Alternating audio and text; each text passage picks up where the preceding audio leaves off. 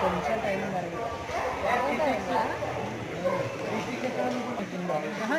కాదు అట్లా కాదు మరి వాళ్ళందరూ కుకింగ్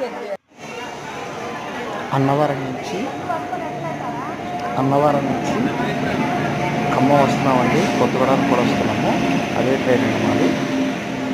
మంచిగా స్వామివారి సత్యనారాయణ స్వామి వ్రతం చేసుకుని ఇంటికి తిరిగి ప్రయాణం అనేది చక్కగా స్వామివారి అనుగ్రహంతో కృపతో చల్లని దీవెనతో చల్లని ఆశయంతో ముందుకు నడిపిస్తూ మేము సంతోషంగా ట్రైన్కి తిరిగి ప్రయాణం చేసామండి.